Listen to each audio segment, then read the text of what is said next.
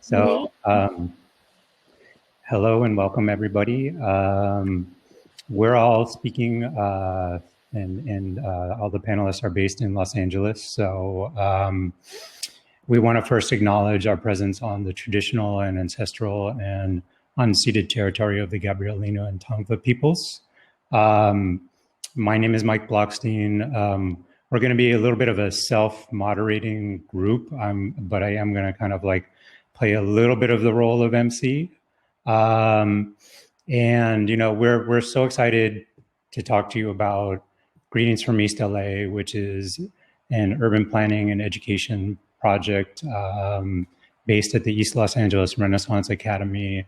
But as we talk about what it is, we want to make sure we're also talking about how we do it, right? So, you know, it's not like one walks into a classroom of high school students and says, hey, we're going to talk about, you know, urban planning, and everybody's like, oh, yay, great, can't wait. You know, it's a subject that's a mystery to many. And you know, part of the key for us is to talk about, you know, how we make it fun, how we make it relevant, how we make it meaningful to this, not just the students, but to all of us, to the participants, because this is really rooted in exchange and dialogue.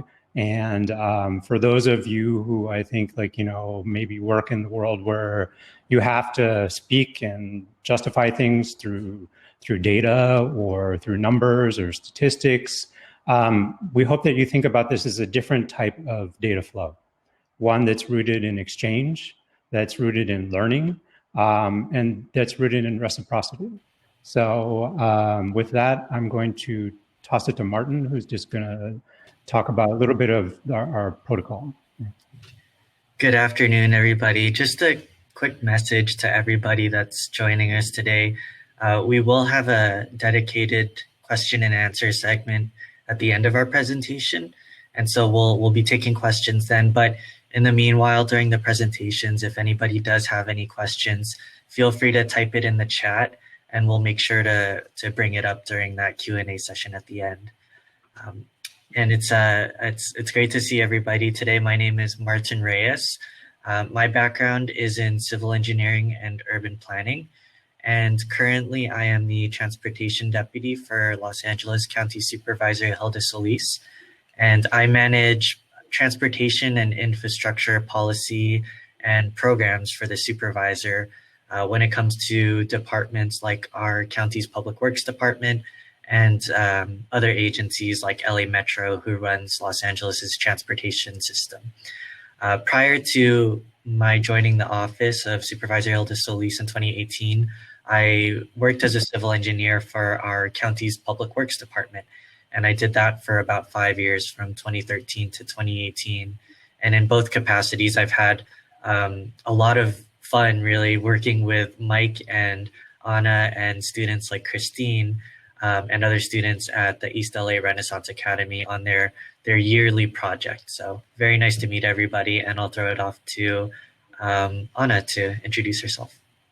Oh, and Martin, you can show the next slide too. Oh, thank you.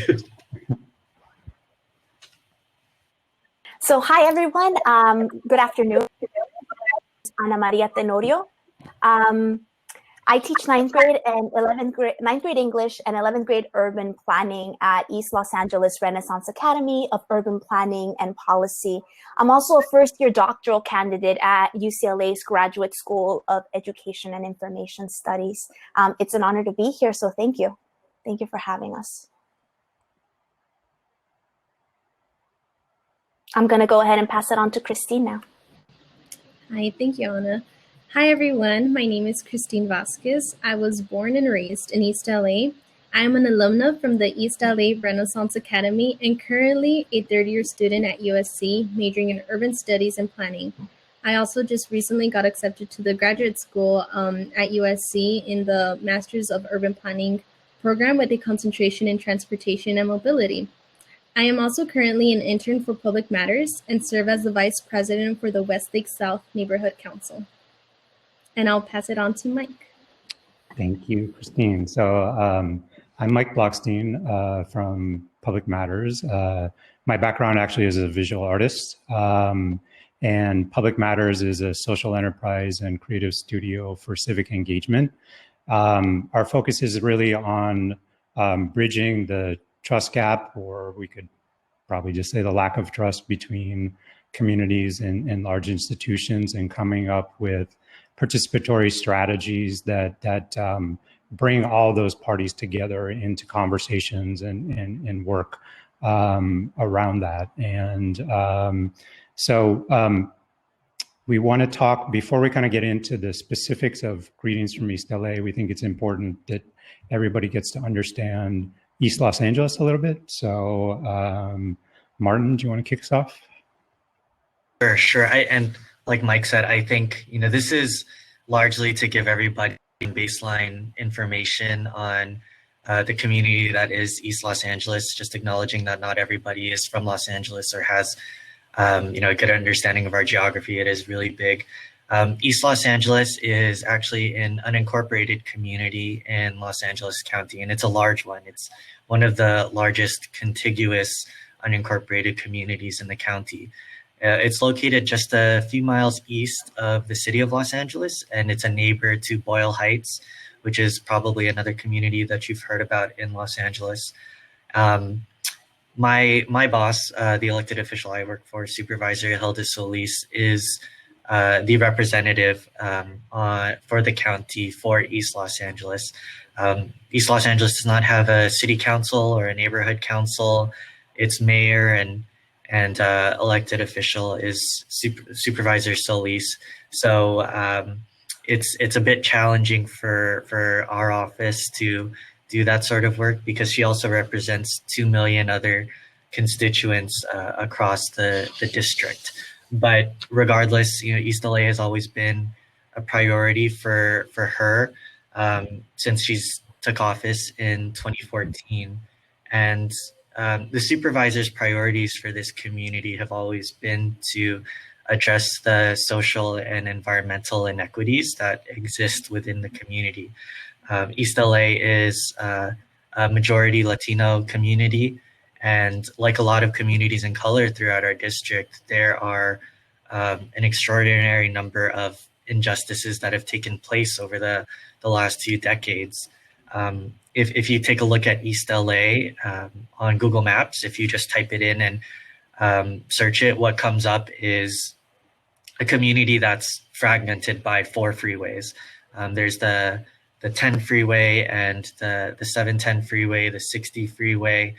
You can see those freeways have done a lot to divide the community, and it's formed a lot of what it looks like today.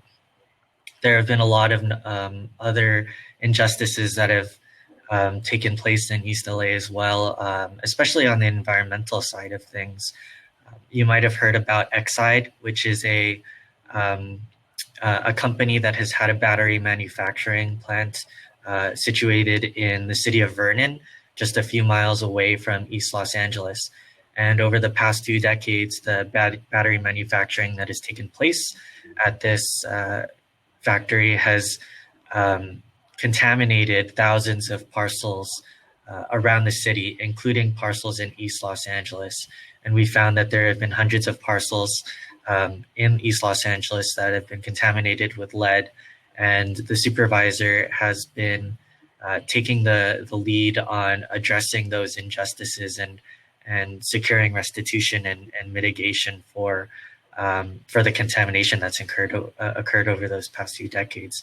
And I bring those 2 issues up as an example, as the kinds of things that our office and for me, some of the things that inform the kind of work I do in the community. But that I wanted to pass it on to Anna now that we've given a sort of high level view of what East Los Angeles is like. Anna can give you a better view of what it's like to live and work in East Los Angeles. Thank you, Martin. I'll give you a snapshot of East Los Angeles through the eyes of a teacher. East Los Angeles is a very vibrant community. It's rich in sound. It's rich in music. It's rich in language. I remember my first day at East LA Renaissance Academy. It was the day on the campus. It was my big interview. And I remember seeing a group of students just playing a popular 90s song, La Chona, a dance song, and they were dancing, some of them alone, some of them with a partner. And throughout the entire school day, you hear these sounds. You hear cars playing corridos, you hear cars playing hip hop, you hear cars playing banda music, you hear cars playing pop music. Just 400 feet away from the school, there's a little shop called Raspados Don Manuel, and it's a family-owned restaurant that sells antojitos, or little cravings of Mexican dishes. And all teachers support it, all the students support it, and it just shows you a little bit of the cultural pride. Students wear Islo shirts. There is a palpable sense of cultural pride in community pride within this space.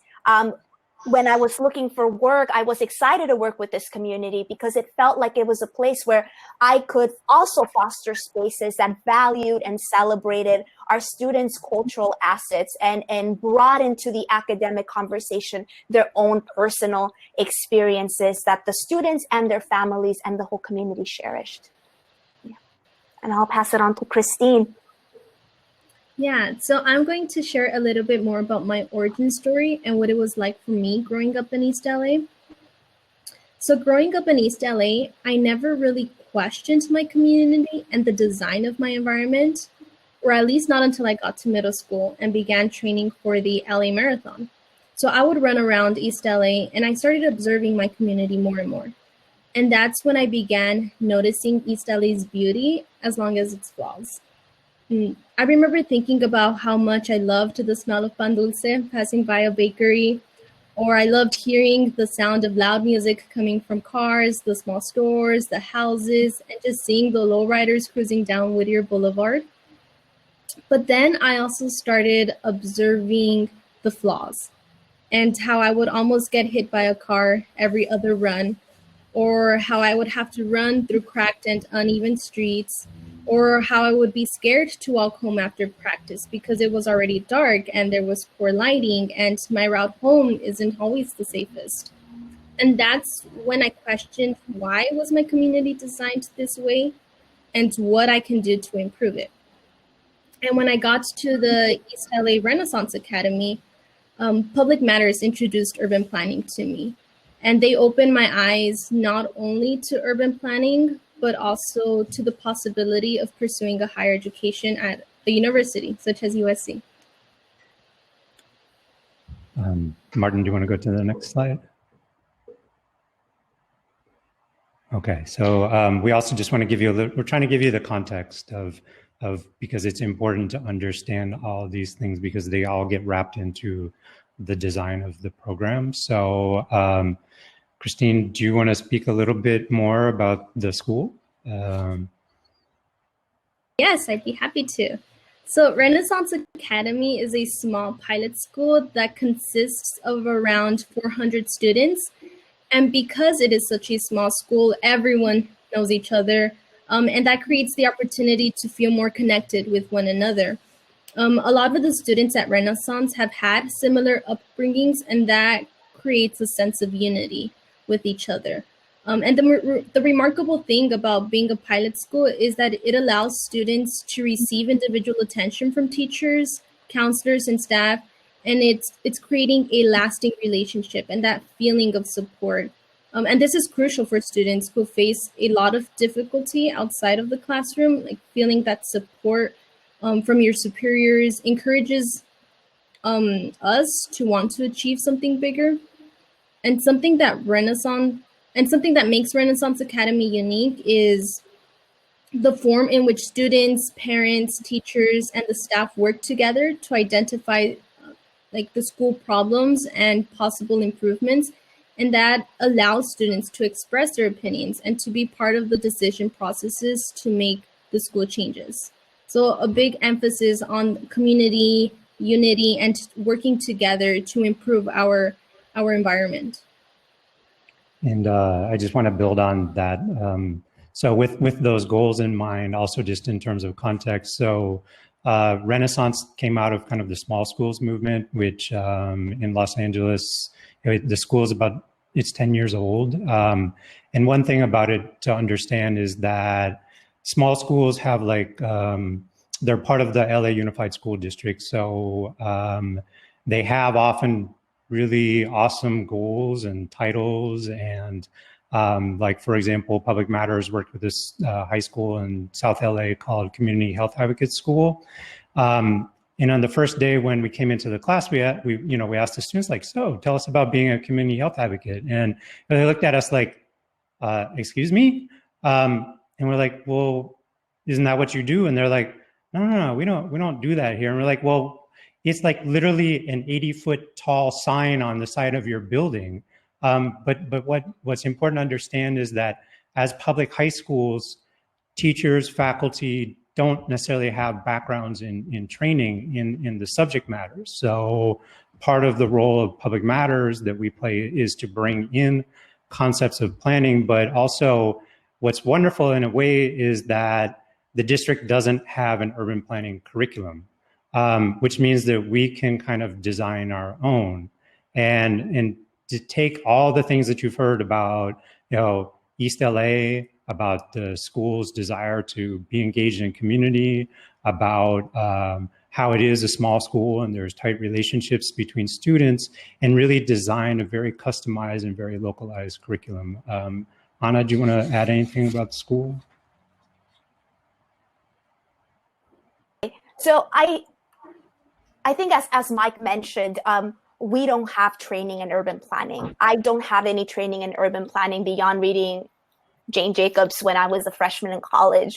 So I think that what Public Matters does is that they bring awareness to our students. I think our students live in near freeways. They have family with chronic illnesses like diabetes and high blood pressure, but many don't recognize that those are symptoms of inequality or policies that don't work.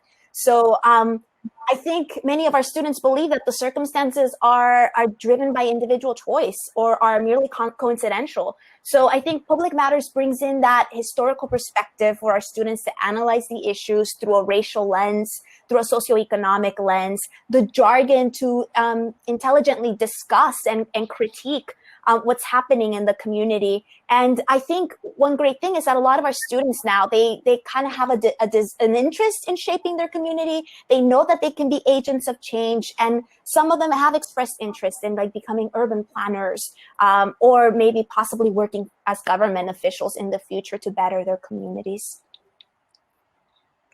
Okay, Martin, let's, so maybe actually let's go to the next slide. So let's kind of get into some of the specifics about our goals for the program, and you're hearing, about them, right? But I would say that one is actually, we want to problematize the question of expertise through this project, right? Who actually holds knowledge? How is that knowledge held? Who wields power? And how can we design an exchange, right? Martin, go ahead and go to the next slide. Okay. But really, everything that we do here is focused on the local community in East LA. And when I talked about the idea of like, how do we introduce urban planning to students, because it's not something that they're familiar with in a high school of urban planning and policy, that does not mean that the students understand urban planning, right? Or that they feel any connection to it. So we start by talking about why, right? Why does planning matter? And we start by talking about, well, what are, trying to connect that to the things that the students see, that they live, that they know, that they care about, right? So that's their immediate environment. But more than that, we have to question the idea about, systems, right? And if we're going to flip this idea of expertise around a little bit, that means that we have to put students into a context where, let's just talk for a second about this like idea of like disenfranchised or disengaged or whatever you want to call it, youth, right? And really, if we're talking about teenagers, we're talking about people that are forming their identities, their sense of self, and their ideals, right? And this notion that somehow they're not interested in things is a complete fallacy, right? It's really our systems, our structures that inhibit that, right? So what we want to do through this program is does design a process where the students are working directly with planners, with municipal agencies, with people, but in a reciprocal relationship where it's built around a learning environment, where it's built around exchange, where the students are sharing with people who don't have access to that information, right? At the same time, they're working hand in hand with planners around concepts that are the planners or the transportation engineers or whoever they may be are dealing with on a daily basis. So it's creating a different type of system, right? Just in terms of the structure of the program, so the way that we start is that it's not something where we're kind of like working from a model and just every year we just repeat the model. In fact, it's quite different, right? So every year it starts with conversations. So public matters, like, because we have a relationship and we've worked with Martin and the county for many years, we asked Martin, well, what are the priorities of the county? What are things that you're working on that the students may be interested in? We asked Ms. Tenorio, okay, so Martin had these ideas. Do you think that they'll resonate with the students? Which ones?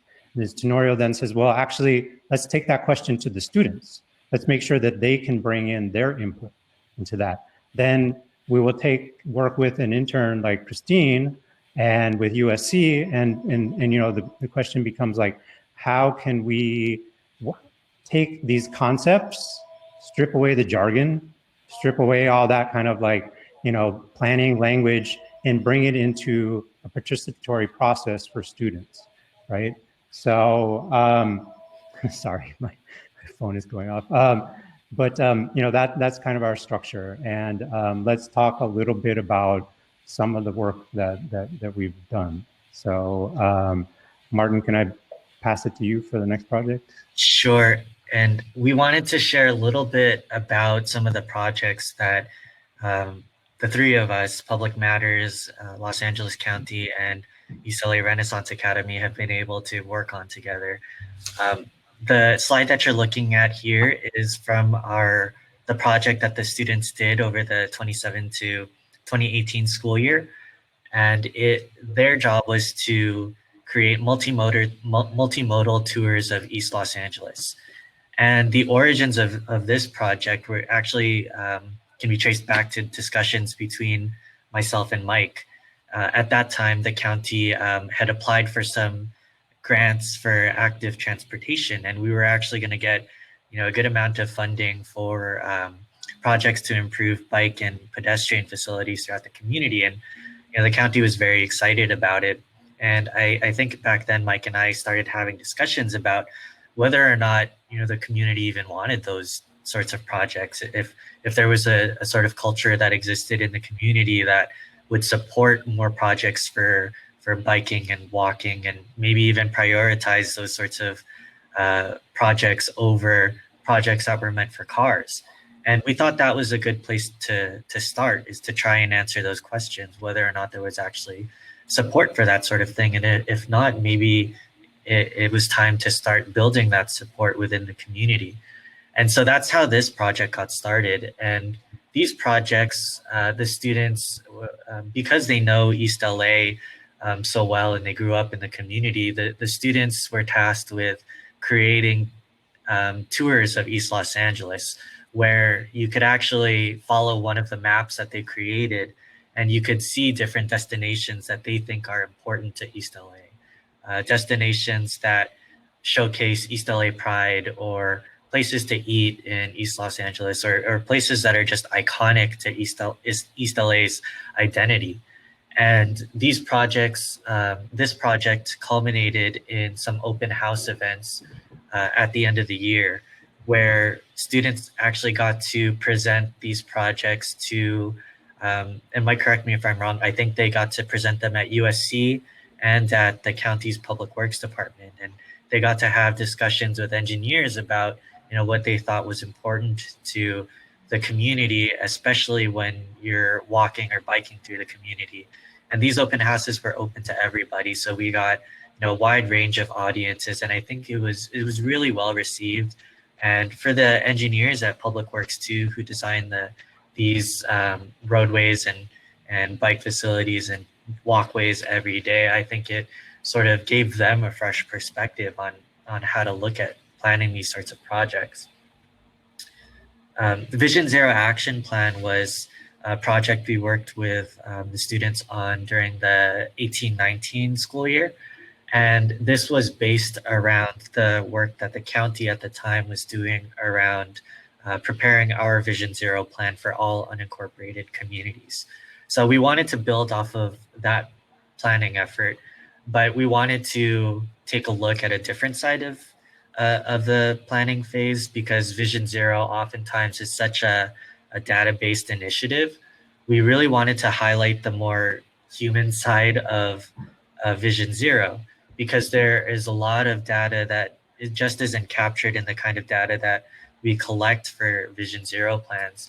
If you ask, a student, if you ask Christine or Anna, what some of the problems they see with traffic accidents and pedestrian safety and close encounters that didn't happen and won't show up on a SWITRS report or a California Highway Patrol accident data report, they'll give you a wealth of information that engineers can use as part of their Vision Zero plan that they would never really get otherwise. So the project for this year, the students were tasked with sort of mapping out some of the Vision Zero related incidents and even proposing improvements to address those incidents in East Los Angeles. So these are a few slides showing what some of that work looks like. And in our most recent year, we worked with Anna on doing a mock vote for the entire school. And Anna, if you want to talk a little bit about this, I welcome that. But just to give everyone a little bit of background, just acknowledging that the election this year was such a big one, the class decided to move forward with a mock vote where we had a number of measures on the election, and students were tasked with educating the entire school about each ballot. And each ballot measure was related to a different topic. Some of them were about affordable housing, some of them were about the census, some of them were about transportation and different routes that one of our transportation projects could take. But Anna, do you want to talk a little bit about this section? That I think it's just important to mention is that students wanted to appeal to their audience, and their audience was people their age. It was other Renaissance students. And so a lot of them, what they did is they created the funniest and most informational TikTok videos. Some of them created Instagram posts, and some of them created infographics on Canva. So they did their homework. They did the research with the help of urban planners, the public matters interns, their teachers and TAs. But then after they did that, they took what they compiled and they delivered it in the most digestible and most entertaining form possible. So we were really proud to see them launch this campaign. We had every advisory class teacher went ahead and shared the link to the voting, the ballot, the virtual ballot, and everyone voted, and they made their choices. And I think it was a good taste at civic engagement for our school, especially like Martin said, during such a critical election year. Yeah. And I thought the ideas that the students came up with for the campaign material was so awesome. I remember just sitting on the couch with my girlfriend on a Friday night, looking at all the campaign material, the TikTok videos, the posters, and everything else that the students created, and it was just so it made us so happy to see how engaged the students were with the projects and how how they thought what the best way was to get that information across to other students at the school. So I think this project was a really enjoyable one. But maybe we can move on to the next slide, just being mindful of time. So the value of cross-sector partnerships. I think Anna or Christine, did you want to start us off here? I can go ahead and start us off. So is in English, sociology, and pedagogy. And now as a doctoral candidate, my interests lie in social emotional learning and teaching for empathy. So it's very different from urban planning. So working with public matters has actually just extended my own knowledge and understanding of planning. And as students learned, I also learned with them. So I think from public matters, from their work with our students, I learned to decipher like the most prescient and the most relevant issues in urban planning. Especially for our time, for contemporary times, and for the community specifically, for the East LA community specifically. I would have never had contact with Martin had it not been for public matters or other urban planners that come into our classroom and teach us and bring all of their knowledge with them. I think I'm now better able to just like reinforce those concepts, like reinforce the concepts of urban planning with a little bit more purpose and intention. Like I know that by the end of the school year, there are questions that I want our students to be able to answer. And that's very different than me just going on Google and looking for different topics on urban planning. I feel like we have a roadmap now. So I know that I want our students to understand why urban planning matters. I know that I want our students to understand why they should care. I want them to understand why they should care as people of color. I want them to understand that they can be agents of change, to discover that they already have a voice and that there's ways they can use it. And just reinforce also their cultural pride, because there's so many assets in their community that they need to continue to celebrate. I don't think that these experiences would have been possible if it wasn't for public matters working in conjunction with us, truly. I want to, oh, sorry, Christine, can I hop in? So I wanted to kind of come back to also just in terms of like a couple of things that I hope come through the slides that we didn't quite touch on, which is, so this is, for those in education, we're really practicing project-based learning, which is the idea that it's hands-on learning, it's participatory, it's something where it's tapping into, just like has been discussed, the innate interests, the creativity, students research a topic, but they also have to present it, right? So having public opportunities for students to share their work is really critical. But beyond that, it's about the relationships and the partnerships that we've formed with agencies, so that this isn't just like, something that's extractive, right? It's not something that's impersonal. Instead, it's collaborative. So as I've said, a student is sitting down, looking at an issue that a professional is dealing with in a daily level, but it's a learning environment, so they're informing the professional about it. It's not that the professional is saying, well, from my expertise, this is how we take on this issue, and our studies have shown yada, yada, yada, yada, right? It's the opposite. It's trying to put the students into a place where they can both share what they know, but they can also directly ask questions. And we hope that as they ask questions, they're also asking questions about, well, why, right? Why is it the way that it is? Why are you just setting up these things the way that you are, right? So all these things become part of the structure, right? Maybe Martin, we should just go to the next slide. Sure.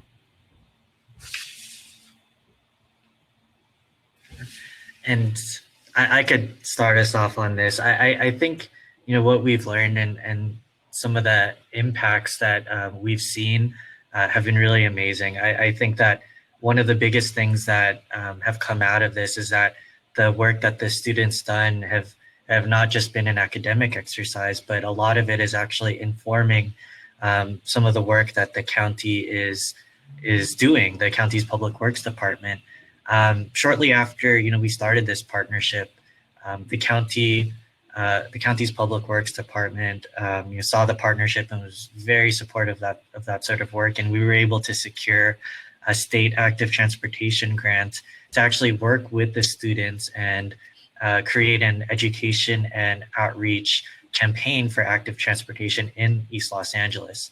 And that's actually in the works right now. We're working through the funding agreements for that.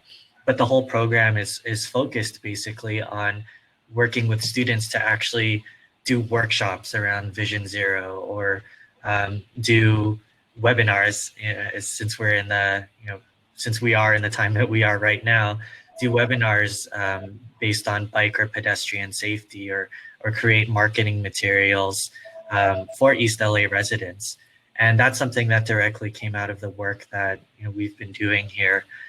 Another project that has been directly created from our partnership here is a Safe Routes to School project that the Public Works Department is working on now.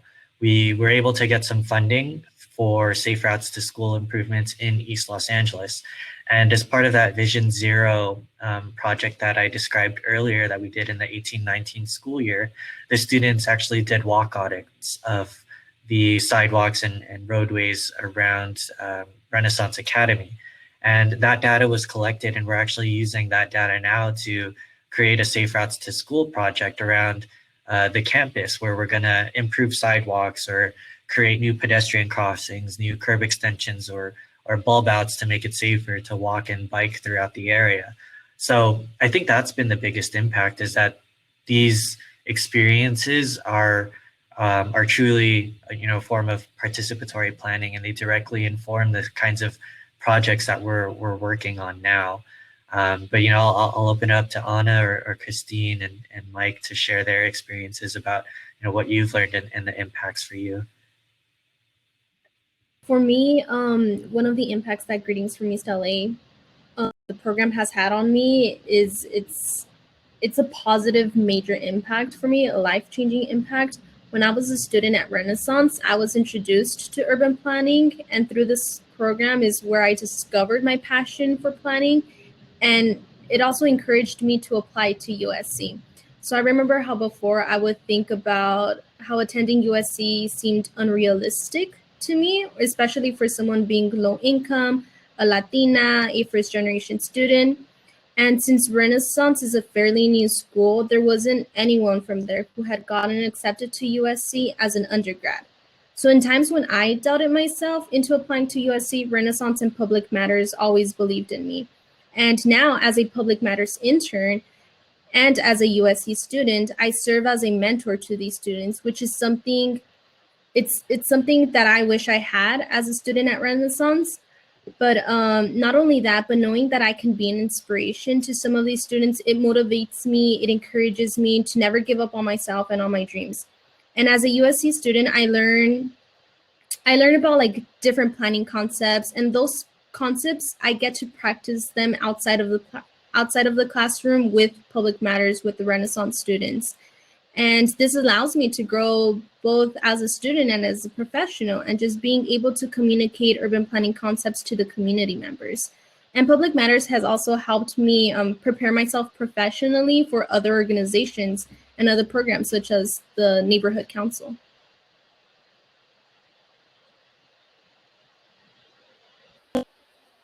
On the impact, I think not all of our students are going to become urban planners. Our school might have the name urban planning in it, but a lot of them harbor hopes of becoming movie directors or becoming doctors or becoming teachers.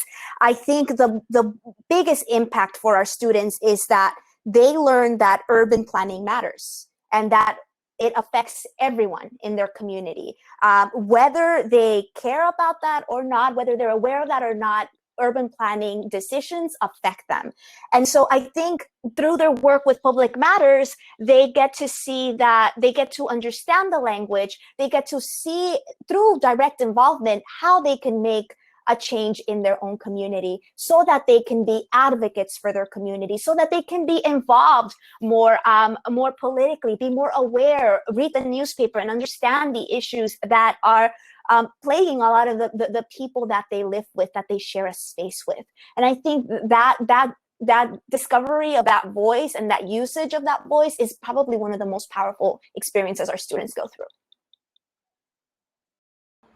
And I'll just build on some of the things that have been said, which, to come back to this question and that I said,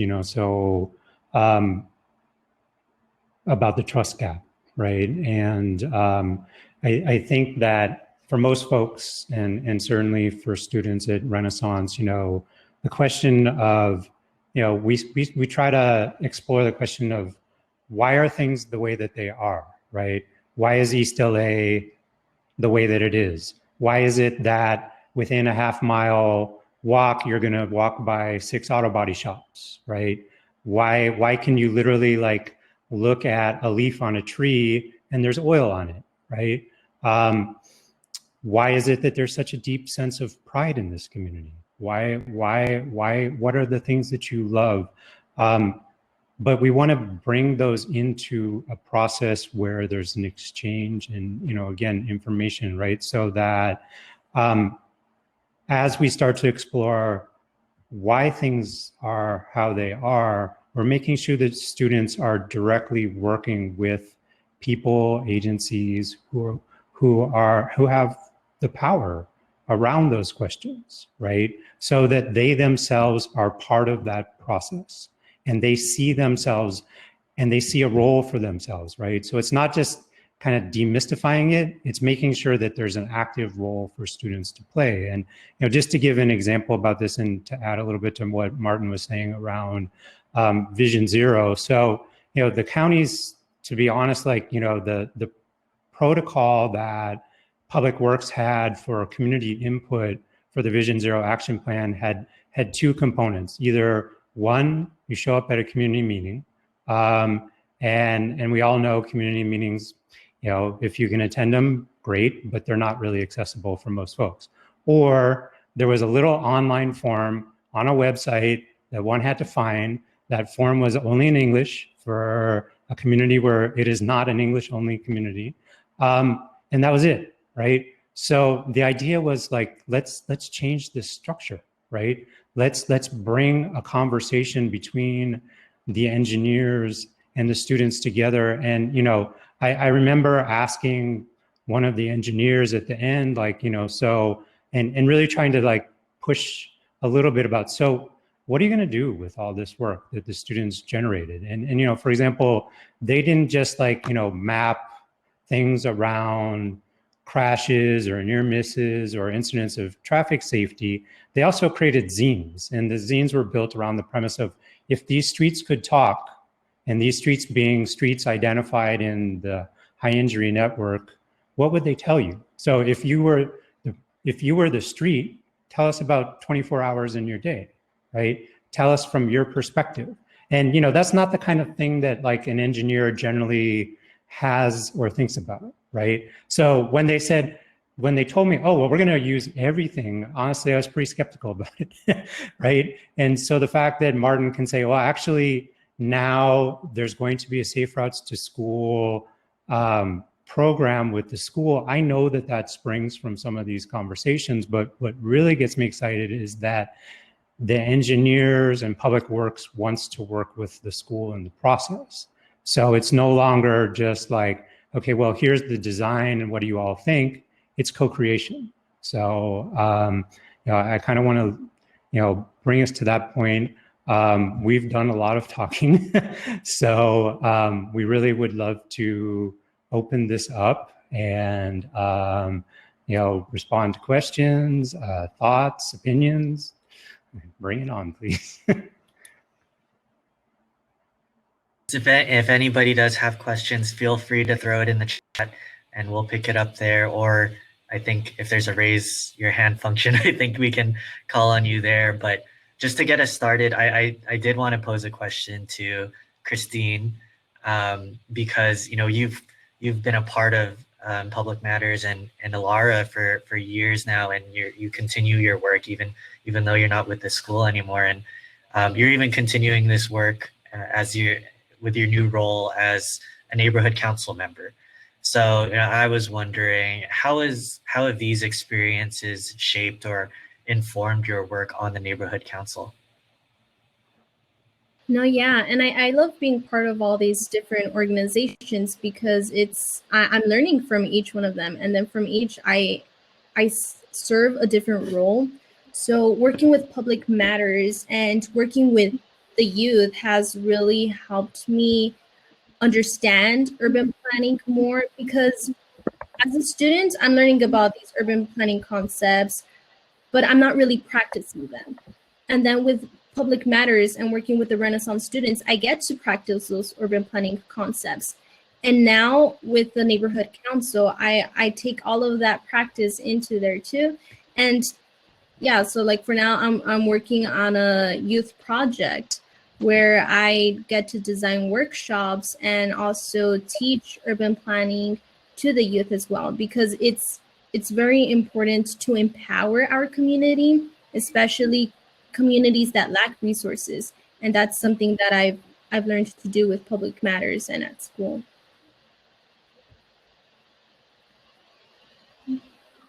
Thanks, Christine. And I see we have a question from Tara, who asked, or who said, I have not had much luck getting students engaged in small town planning. Any tips?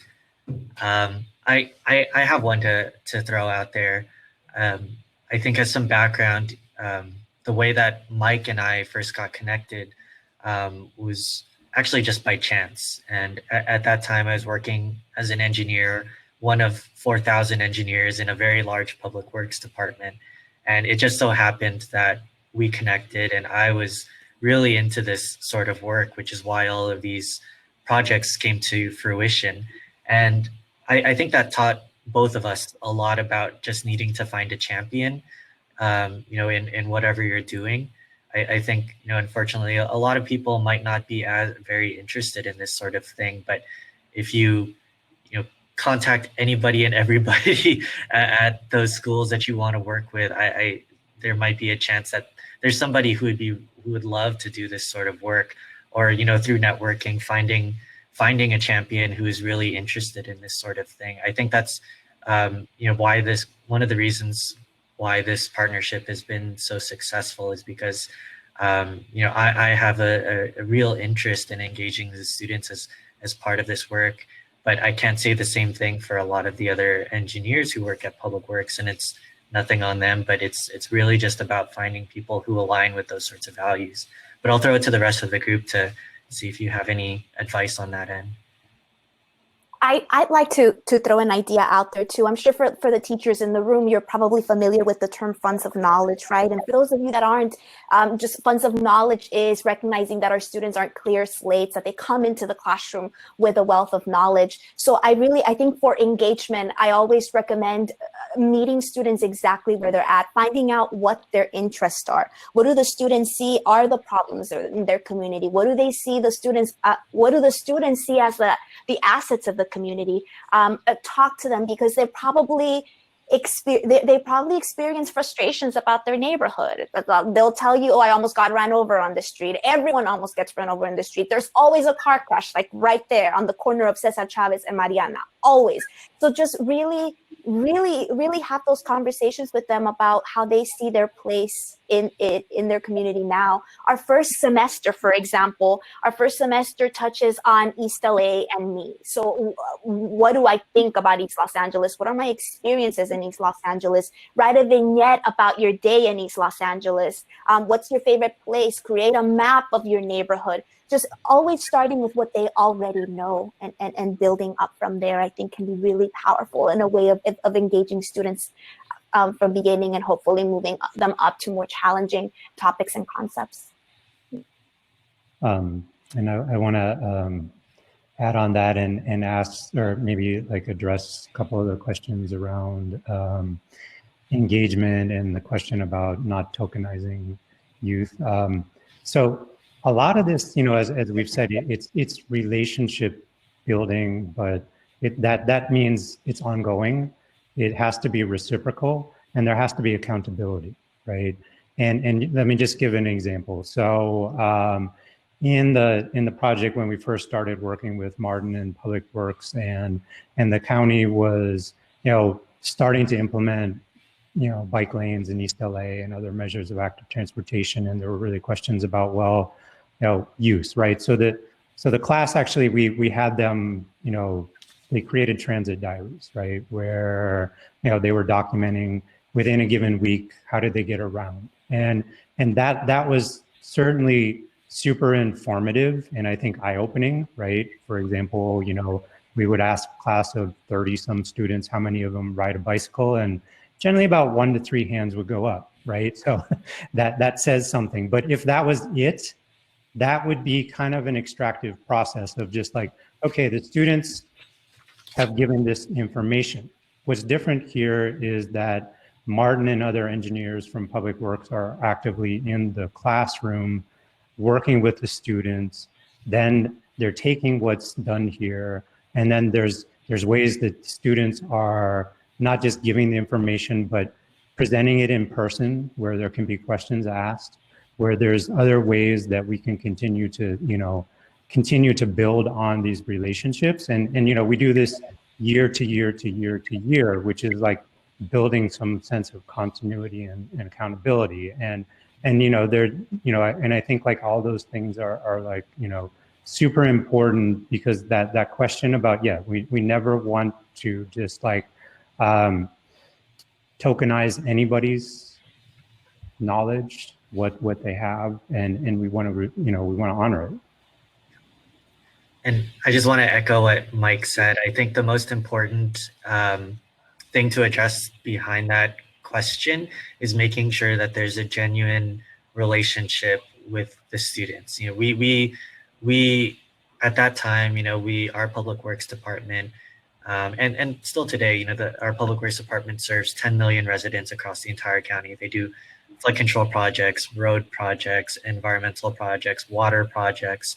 And so just by nature, they don't have the same connections to the community that a smaller city might have. And so Mike and I saw it as very important to start with building that connection and relationship first before anything could come out of it. And it's one of the reasons that we had that discussion about whether or not there's a biking, a culture that would support biking and walking. And so we knew we needed to start slow, and in some ways we are still a lot of ways we are still building that relationship. And like Mike said, it takes a lot of consistency to build a good one. And I think another thing that had a lot to do with engaging the students was the form of like the teaching styles. So it wasn't always lecture based. So the students did have a lot of participation. For example, like the walk audits, like we were able to go outside into our community and observe these different problems or areas of improvements. We played the game of housing, so it was like fun interacting games. We would work together as a team in these projects. And then another thing is also just the students feeling part of something bigger. So it wasn't always like, it's like the teachers, the engineers, the planners up there, and like the students down here. No, it's like it was very even. So we were all working together in creating these projects and just finding ways of improvement. So I think that's one way to engage the students.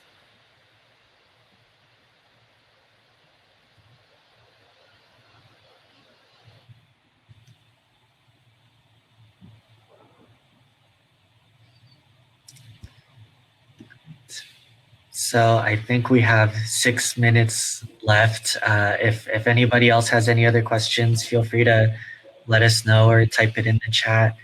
But I don't know, Mike, do you have any questions to ask the group maybe? Well, I have a question for Anna, maybe about, if you could give some examples of how, what this, where have students taken this, right? How does it impact them? You brought up the point, and justifiably so, of that, our goal isn't like that everybody walks out and becomes an urban planner. But from your perspective, I'm just curious, like if there's any stories or things you want to share about how students are touched and what they do with it. I think that a lot of our students come into the classroom now and they tell me, "Oh, Miss, did you read this article?" Or, "Oh, Miss, did you see this on the news?" Like they are, I can tell that they continue to engage with the topics. Or, "Miss, what do you think about the Olympics? What do you think about the census? People are scared to fill out the census. We're afraid of Donald Trump." These are all conversations that are happening because they do have more context and more language to speak on some of those issues. I think just to see that continued engagement is already a win for our students and for the program, to know that they continue to have invested interest in their community and how it's affected by the issues happening today. I also think a lot of our students, they want to become advocates for their community, and they want to become advocates in more formal ways. A lot of them apply for we have a program, we have a group of students, 6 students every year that go to DC, and they spend 2 weeks in Washington, DC, and they work with House of Representatives for California. And so a lot of them feel like, I know there are issues in my community now, and I know that I can fix them. And so I should probably go into a career in government and politics so that I can make some direct changes. We have students like Kaylin and Edwin and Miguel, students who have applied and who have gotten into the program and want to really make those changes for their community. And that's always very, very inspiring to see them dedicate themselves, serve their communities with such love and passion. Yeah.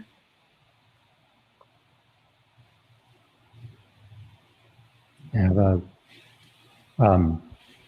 question for Christine. So Christine, because you're playing so many different roles here, right? You're a former student, you're coming in and working with the class, you're learning and applying these things through your work at USC and on the neighborhood council. But I'm just curious if you could share a little bit about what advice you have for others about this idea about being a role model or a mentor, and what you've taken from your experiences at the school. Yeah, so the advice that I would give is kind of like a personal motto. It's like that they're not just dreams, but they're goals. So a lot of it has to do with just reflecting your experiences and the way you felt, like just applying to college or breaking these barriers. Just reflect on your experiences and think about like, okay, well, what did I wish I had, or what did I need, and how can I provide that to other students who don't have that. So now, like working as a mentor, I've done a lot of reflecting on my experiences and what I wish I had. So now I do that by giving back to my community, by giving back to these students and just supporting them in their application process or in any areas of support that they might need. So a lot of it has to do with like reflecting and just thinking about your experiences and applying that to others. Thank you. And Martin, I was, Shaylee's question was similar to one I was going to ask you. So I wonder if you would take that like from the county perspective, right? Does any of this influence the way that the county might consider engaging with its constituents? Sure. And Shaylee, I don't know if I have an exact answer for that informing how we work with adults. I think that the biggest thing that's come out of this is that it's helped public works sort of transition away from the the old way of planning projects, which was usually to, they would decide on what the project is, they would announce it to the community, and they would defend the scope of work that they decided on already. And I think that's been the biggest, change is that, and it's a slow process too, because it's such a big agency, but, we're slowly moving away from that sort of model of planning to more of a participatory planning model where, one of the first things we do when we're talking about a project is engage the community and do community meetings and find out what the needs of the residents are for whatever we're doing. And so, I don't really have an example necessarily for adults, but that is one way that we've started to change the way that Public Works does our projects. Okay. We're at time actually now, so wanted to give all of our speakers another big round of applause virtually. Thank you so much. You wanted to say any other final words?